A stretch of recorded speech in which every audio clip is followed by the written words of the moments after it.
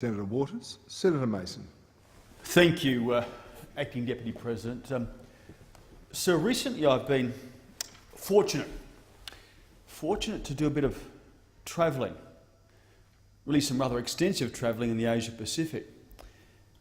And it's caused me to reflect upon the nature of our country, of Australia, and how much it has changed in the last generation, and how much the relationship between Australia and the Asia Pacific has changed, because it has changed so very much. The Australia that I was born, that I grew up in, went to school in, and went to university in, was a great country but always a bit sleepy back then, somewhat insular, prosperous and comfortable, but not always self-confident and not always self-assured. Industries were protected. Prices, particularly for imported goods, you might recall, Acting Deputy President, were very high. Overseas travel was then a luxury, and in many ways the country was still feasting off the glories of yesteryear. If it wasn't riding on the sheep's back, then it was lounging very comfortably on its fleece. We were in the region, but we weren't really of the region. Memories of war and colonial experience were still fresh and still coloured the views and relations from both sides. But you can't say that today, Acting Deputy President. You can't say that today. What happened? What changed? What's happened over the last, let's say, 25 years? There's no doubt that transport and communication revolution helped to finally subdue what Geoffrey Blaney described as the tyranny of distance.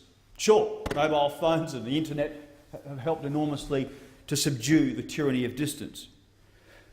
But we shouldn't forget, Acting Deputy President, that it was the reforms of successive Australian governments over the course of the past 3 decades that transformed Australia into a much more open, much more confident and a much more successful nation than it is today. In the 1980s, and we are, I know, going back 30 years here, Acting Deputy President, both Labor and the Coalition realised that the old institutional arrangements that really had carried Australia since Federation had outlived their usefulness and were no longer enough to guarantee Australia's place in the sun. Those guarantees were diminishing, and in some cases they were over.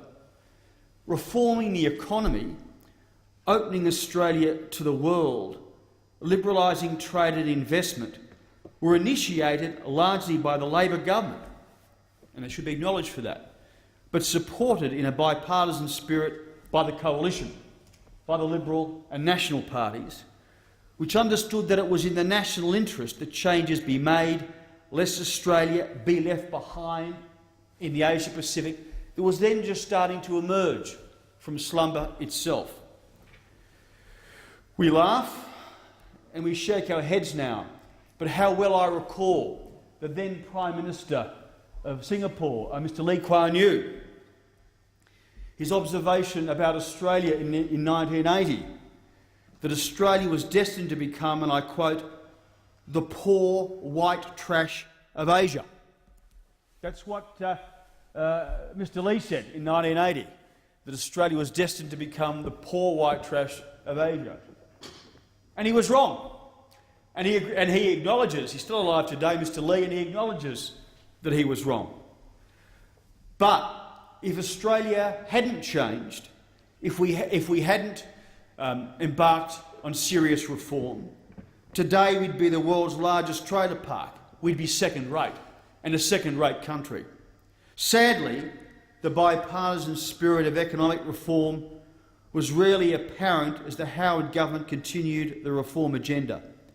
And over the past years of the Rudd, Gillard and then Rudd governments, the reform instinct has largely disappeared from public policy as Labor confused tax increases for economic reform. But in the same way as Australia continues to survive natural disasters, we've survived Labor governments, and I'm confident that the new Abbott government will progress the national interest in a steadfast and appropriate way.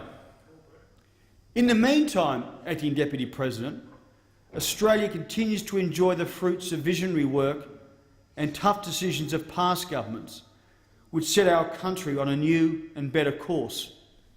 Australians today, right now, enjoy a higher standard of living than they did when I was growing up. It's a much higher standard of living. We have far more opportunities in education, in work and in life generally. We can buy a lot more things and we can buy them cheaper. We can travel and communicate much easier. In fact, when I look back to the 1970s and 1980s, I sometimes have to pinch myself how far Australia has come. And this is not said in any partisan fashion at all. Australia has been one of the most successful nations on earth over the last 30 years. And that's because, let's face it, a bipartisan spirit of economic reform. And it has changed this country enormously. We can come to the world, but the world can also come to us much more readily. We export not just wool and coal, but highly sought-after products, talent and ideas. We are much more at ease with the world because we are much more comfortable in our own skin. When I was growing up, my friends would always tug their forelock to Europe or the United States or somewhere else. They always wanted to be somewhere else, never in Australia. But today, that is far, far less apparent. Far less apparent. Australians tug their forelock to no one.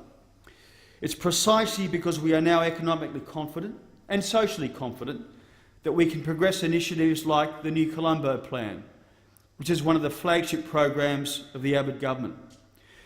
Acting Deputy President, you'll be aware that the New Colombo Plan aims to provide young Australian undergraduate students at university the opportunity to study and work in the Asia Pacific. It's a wonderful opportunity for young Australians. When I studied overseas more than 25 years ago now, Acting Deputy President, in my generation, nearly everyone that did study, was lucky enough to study overseas, went to the United Kingdom,